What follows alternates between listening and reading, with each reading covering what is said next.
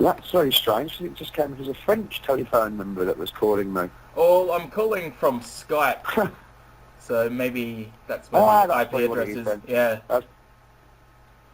That would be what it be then, yes. Excellent. So how you doing there? Is it ridiculously early in the morning? It's 8:11. I've been up for about an hour and a half now, so it's fairly early still, I guess. That's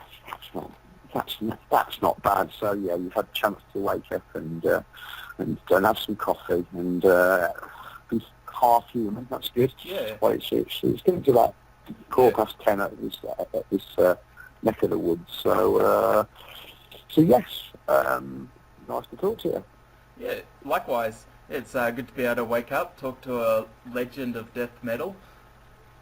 And thank you very much. yeah, I've just received a pre-order copy of your new album, For the Fallen. It's a new band of yours. It's called MEMORIAM. Thank you. It's got a few of the... That's the one. Yeah, it's got a few of the old Bolt Thrower members, and we've also got one of the people from Benediction in the band. It's really cool stuff. It's, you're doing what you're doing best. It's, brutal death metal. It's got the war imagery. It's a bit Bolt Thrower. How did the album go recording? And, Absolutely. are you happy with the final result?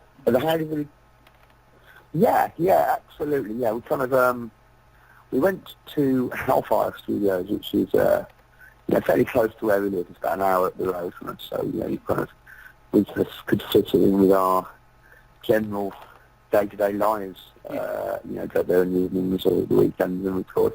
And we spent 2 weeks recording the material, and then we had a little break for a few days, and then we spent quite a considerable amount of time in the mixing process, because we had a set idea of what we wanted to achieve with the album. It was quite hard to actually go and get that down, because we wanted it to feel quite raw. We wanted to kind of capture the excitement of what we were trying to do, and not have it too overproduced. Mm-hmm. Yet we wanted to kind of introduce some aspects that we hadn't possibly worked with before, so using some samples within the music, which is something that is new to me. I've never really kind of explored that area. Of course, slightly different dynamics to the band, because I'm used to working with a 5-piece and with a 4-piece band, so it did take quite a while, probably about 10 or 12 various mixes to get to the point where we were really kind of happy to actually release it and send it over to Nuclear Blast for their final stamp and approval. Mm-hmm. But yeah, all in all, the recording process went quite smoothly, and we are very proud of the final result. It definitely documents that period of our lives and this point in time of where we're at with MEMORIAM right now. So it went really well. Awesome stuff. Now, you've got Andy Whale back in the band. He played on a few albums in the 90s. It's probably been a while since you guys have played together. How did you go about reconnecting with him? Yeah, absolutely. Well, Whale is probably one of my oldest mates, and he was the prime reason that I was in Baltimore in the first place. Through my connection to Andrew Whale. So when we both left the band initially in 1994, mm-hmm. after a fairly disastrous American tour, we tried to do a couple of other bands, outside of the genre, but the spark wasn't there, the drive, the motivation to start something, and it never really took off. It kind of fizzled out, and then I got the recall back to Baltimore in 2004. Mm-hmm. And I always felt a little bit reticent about that. I felt a little bit, a little bit guilty maybe that I'd rejoined and Whale hadn't. Mm-hmm. So it was something that was always in the back of my head that I wanted to do. I would always stayed friends throughout the time, but that friendship had kind of got a little bit more distant in that 10-year period when I was in the band and he wasn't. So it was something that I really, really wanted to try and rekindle and redevelop. When the opportunity arose, and I decided that was the course of action that I wanted to do, following the death of Kiddy, was to continue and start doing something new and keep on doing music. Whale was always going to be the drummer that I would want to work with. So, you know, as you say, he hadn't picked up the sticks in anger for about 15 years, so we weren't even sure whether he'd have the ability to do it or not. But you know, it's pretty evident from the word go that he was keen to give it a try. And you know, I think now I'd even consider him to be, you know, a better drummer now than he was back in the you know, the late 80s, early 90s, in the Bolshoi days. He's definitely got the fire back in his spirit. He really wants to do this, and you know, he practices a lot more. I think that's probably got a lot to do with it. Yep. And yeah, I mean, he's sounding better than he ever has, basically, and it's a sheer joy to sit there and watch him hitting those skins in the rehearsal room and have him sitting behind me on the stool when we play live as well. That and yeah, the main focus of what we're doing Memoriam for is about friendship. It's a social thing, just as it is, you know, about making music. And the only real driver we have is just to have some fun and enjoy what we're doing at this time of our lives. Yeah. And to have the opportunity to do that is an amazing thing. And you know, anything else on top of that is just, you know, a bonus, really. And as I say, we just four blokes wanting to have some fun and enjoy ourselves, and we're doing that incredibly so. It's an amazing time for us. Yeah, it's really good to see you still putting out music with, you know, the same quality that you had 20 years ago and 10 years ago. It's, you know, you still got it. It sounds great. Yeah, we've still got it. That's nice to hear. Yeah, absolutely. And we've still got that fire burning, and it's something that, you know, I just wasn't prepared to stop doing. I'd had a period of not doing and making music and not being in a band for about 10 years, so I didn't really want to go back to that phase. I still felt that it's something that I like doing. I enjoy doing it. It forms a part of who I am. It's a central part of my identity in a way. And so, you know, when we lost Kitty in September 2015, only just before we were due to fly out to Australia and do a few shows, you know, that kind of almost pulled the rug from under my feet and made me, you know, contemplate what I really want to achieve with the rest of my life. Yeah, it makes you really realise that life is short, and you know, you haven't got time to sit around and wait for things to happen to you that might never happen. So yeah, I kind of made the decision that rather than sitting in a pit of misery, staring into the abyss of the unknown, I thought I'd better get off my backside and do something about it and create something positive out of the negativity and the darkness that we were in. And that's what we've done with Memoriam. It's directly a tribute to Martin. It always, the whole, Martin's passing was the catalyst of why we got together in the first place. Yeah. The album For the Fallen is a direct tribute to Martin in its entirety. A lot of the songs and the lyrical content in particular were written from that place of grief and mourning and sorrow. So that it forms a great influence and a great part of the album. It was almost a kind of cathartic experience to write the album and express my feelings of sorrow and grief the best way I possibly can in the form of lyrics and music. So in that respect, it has ticked all the boxes and achieved what it's supposed to. For sure. Now, I remember when you were booked to come to Australia, a lot of the older veterans you see at every single metal show for the last 20 years, they were really excited that you guys were coming because it had been a while, or was it perhaps your first tour? Yeah, 1992, 93, something like that it was, and that almost for me was the pinnacle of being in Bolshoi. For us to achieve that, getting to the other side of the world to play your music to people that appreciate what you did at that early stage in our career was really, really mind blowing. And I always always going to go back to a point where we were standing on the beach in Perth, watching the waves rolling in, and we kind of all looked at each other and went, yeah, we've done this, we've achieved this, and I've always hold that as being one of the shining moments of being in Baltimore, one of the joyous moments of being in the band, and hopefully with Memoriam we can get to achieve that again. It almost feels like we owe it to Australia to get over there. The fact that we didn't make it in 2015 felt like it was a battle that we lost, and I feel like in a way I kind of owe it to Martin to get over there and tread the boards and ply our wares to the Australian market.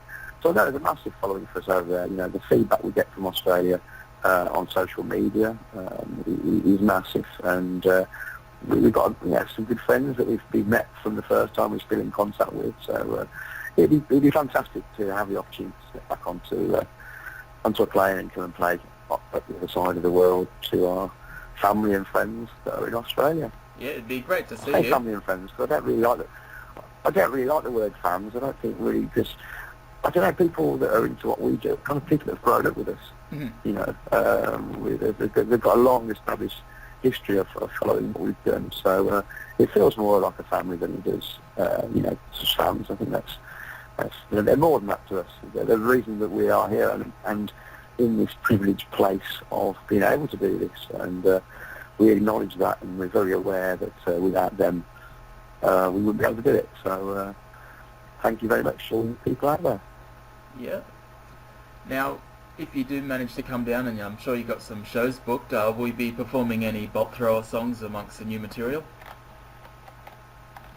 Yeah, absolutely. At the moment when we play live, we've done a handful of European festivals throughout the calendar of 2016, and we're often allotted like a 45-minute slot, and we found that the songs that we had prepared that we wanted to play live only kind of came to about 35, 40 minutes at a push.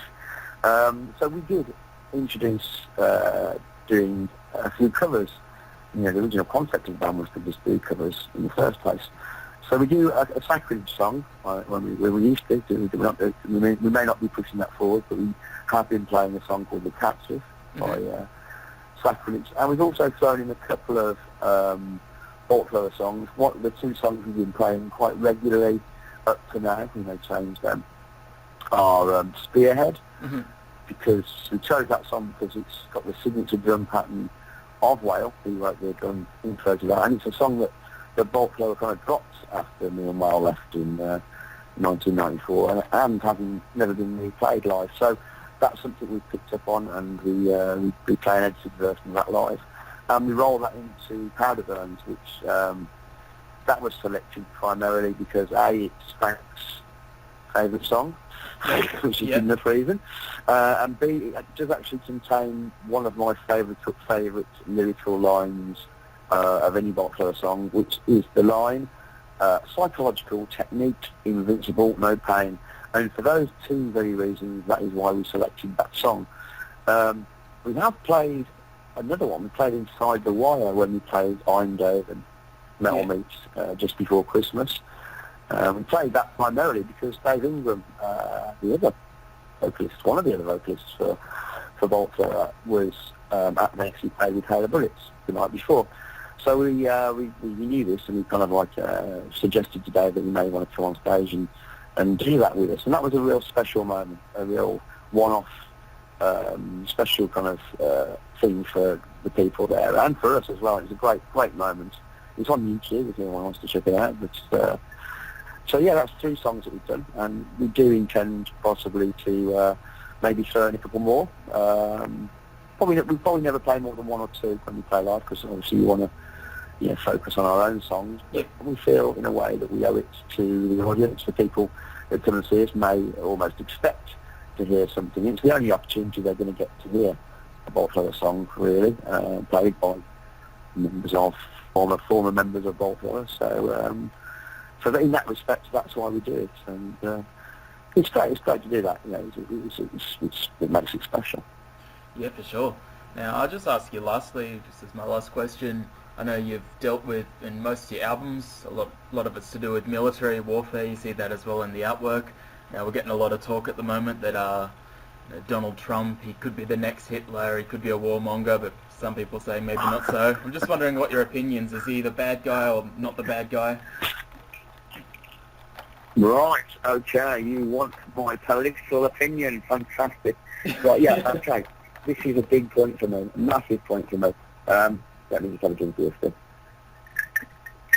In the past, I have written lyrics primarily about war. And that's a theme, it's a topic, it's a subject matter which has been a constant theme throughout my lyrical writing process. There's always, as people know, it's not about the blood and guts and gore of war, it's about the psychological impact of war. Now, For the Fallen obviously continues that theme, but at this point in my life, maybe a little bit more experienced, a little bit older, I have got the opportunity to deviate from that theme as well. So on For the Fallen, there's a lot of songs that are influenced by, as I said previously, by sorrow and grief and mourning and memoriam. But also there's this large element of political discourse which are thrown into some of the songs. In particular, the two that stand out for me that go down that vein are A, Reduced to Zero, and more overtly is Corruption System, which is kind of more of a hardcore punk edge to it, which was really one of my favourite tracks off the album. Those songs in particular were written from the place of my discontent with the world around us right now. I come from a fairly left-wing kind of political kind of liberal stance, a humanitarian kind of point of view and ethos. And I'm very, very alarmed with the world that's around us. It's a global issue, not just affecting America or the UK, but the whole world is lurching into right-wing ideology. It's a massive, massive sea change of attitude, which, you know, maybe it's a reactionary politics, you know, in the face of the race, you know, ISIS and the terror in the Middle East. But this fear and hatred and xenophobic, right-wing, nationalistic pride is falling right into their hands. It's all about exclusion rather than inclusion.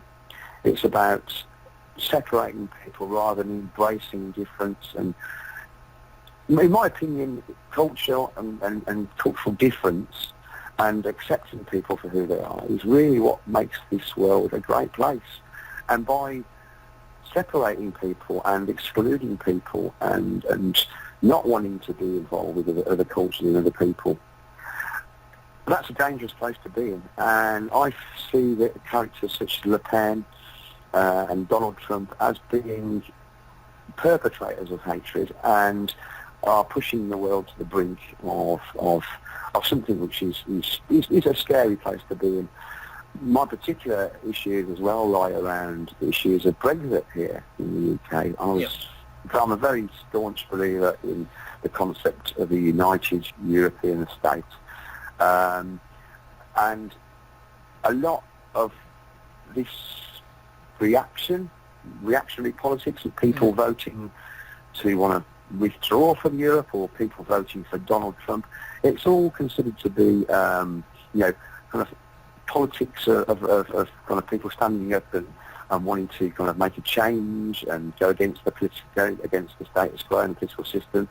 But really, they're playing into the hands of the right-wing media. They're the people that are controlling their decision-making processes by feeding them bullshit and lies, and they eat it up. And as a result of it, you know, we are getting this terrible lurch towards the right wing, which has formed a great amount of lyrical inspiration for me within the album. And as I say, maybe 10 years ago, I'd have shied away from debating it or commenting about it.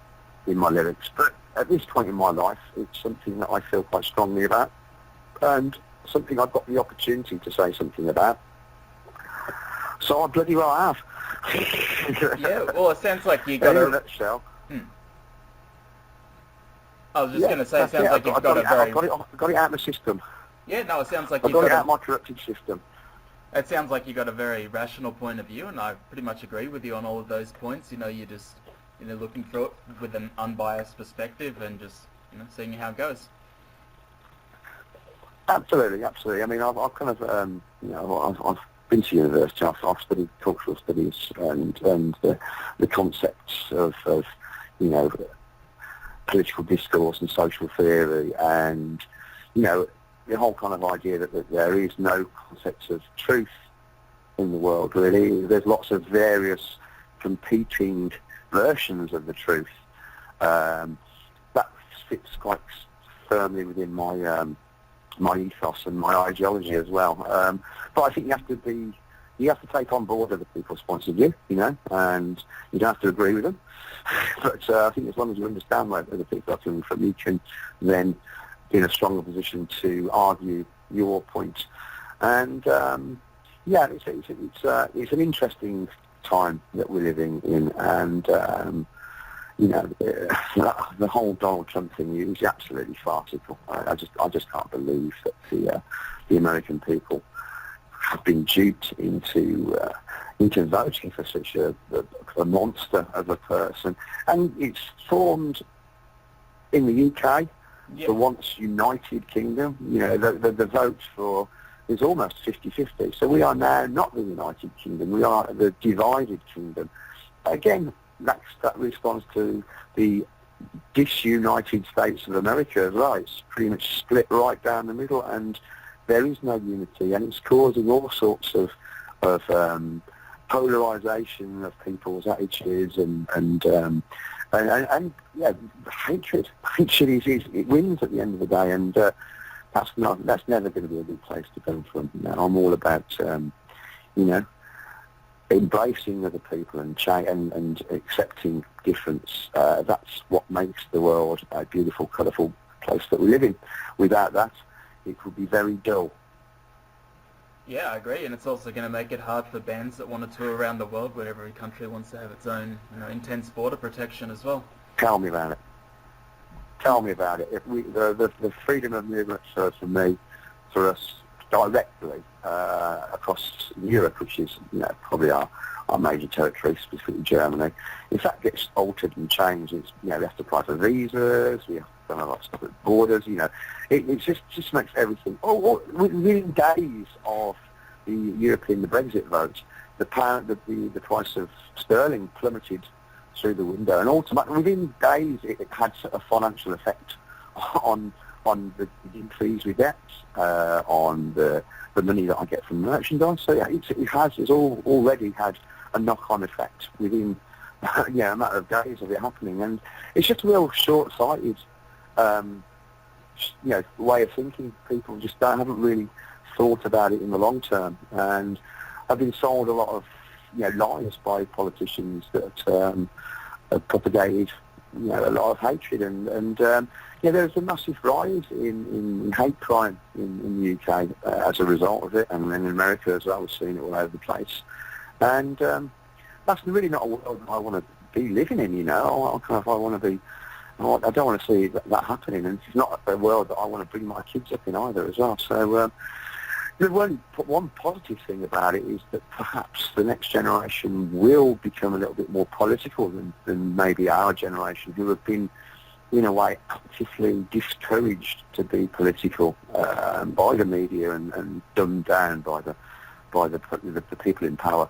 So maybe as a reaction to what's happened, maybe there will become a repoliticisation of the next generation, who may do something positive and something.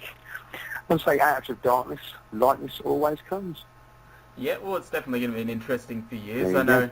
I'll give him a credit that I agree with, bringing back jobs and all that kind of thing. But then there's, all that, division and nastiness as well. So it's a bit of a two-edged sword. Yeah, absolutely. It's it's an interesting world, and it's just a question of watch this space and see what happens. Yeah. Well, I just want to thank you very much for taking your time out to talk with me today. The interview will be up within the next week, so I'll post it all on a link on Instagram and Facebook and all those mediums. Brilliant. Brilliant. Do you do Twitter? Twitter? Yeah, there'll be a Twitter, You do? so I'll Okay. tag you in that. Good. And Good. Tag me in that. I am a massive Twitterer. I am a massive twatterer. yeah. I twitter quite a lot. Okay, well, if you want to pass it on, that'd be good stuff. And if you guys get a chance to come down to Australia, I'll definitely be up the front. Good man. You can buy me a pint, or I'll buy you a pint. That sounds good to me. All right, thank you very much, Carl. Hope you have a good day. It's a pleasure talking to you, and once again, thanks for your support. Yeah, definitely. See you, man. Good mate. Take care. Have a good day. Yeah.